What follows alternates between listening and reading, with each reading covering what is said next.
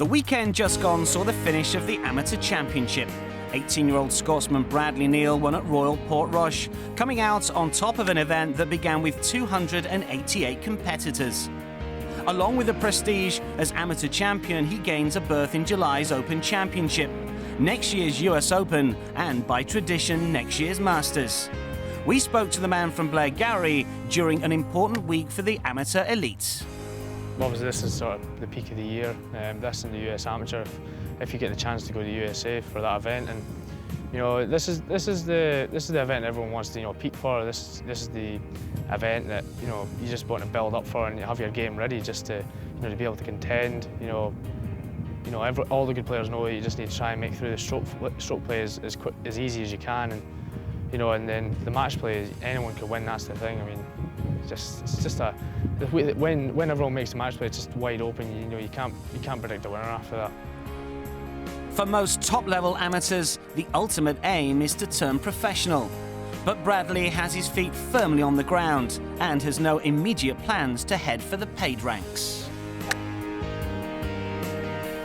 My aim is Walker Cup next year in 2015.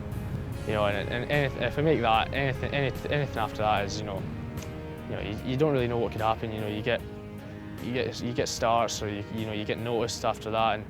But I think Walker Cup's on my side, so, unless anything drastic happens before that, like a Shane Lowry, being able to turn pro before that, or just anything miraculous that could happen. That's the only thing that'll stop me not trying to get into that team. I can't even remember what I was doing 5 years ago with golf. It's scary. I think 5 years ago I won my first Scottish Under-14s title, and then just sort of I won my next two. I won the English and the Scottish the next year. And just things were going steady. I was making the teams as as they were going off. As I was getting older, I was making under-16s. Past that, I made under-18s. And I was still a junior last year. I'm still a junior this year, but last year I made the European men's team, and it was slightly unexpected as well. Everything was steady up till last year, and my golf has just taken off since being lucky enough to make some of these teams and being able to contest against all these guys that are better than me.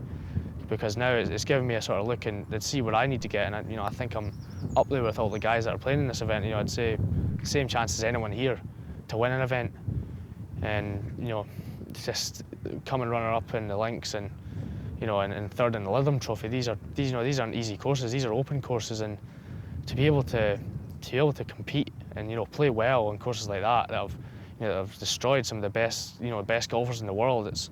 It's incredible to think that my golf is at this stage. I really don't know where it can go. My progression's been really good up to now, and I just really hope it keeps going the way it is. Clearly, Bradley's game is strong, having proved his credentials in recent weeks. But the mental side to his game more than matches that with a determination to succeed.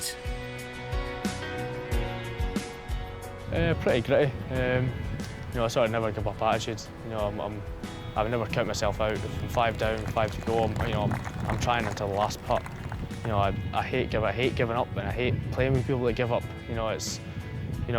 My game's pretty solid. I'm pretty good off the tee, pretty long and straight, and I strike the ball pretty nicely, and I've got a pretty nice touch around the greens at times. And even on the greens, I can be a really good putter at times. And I just say my whole game is, I wouldn't say I've got a major strength or a major weakness in my game. I think over the years I've managed to bring the weaknesses up beside the strengths and make everything sort of level with each other, which is obviously what you need. The first Scotsman to win the Amateur Championship for 10 years, Bradley, like most 18-year-old golfers, has his idol. And like many aspiring to become professional, he looks no further than the biggest name in the game. It has to be Tiger Woods. It's what he's done in the sport and in this era is just incredible. And obviously he's going through troubles just now, and it's going to be harder to beat Jack's record. But I just think he's too good a player to be counted out. And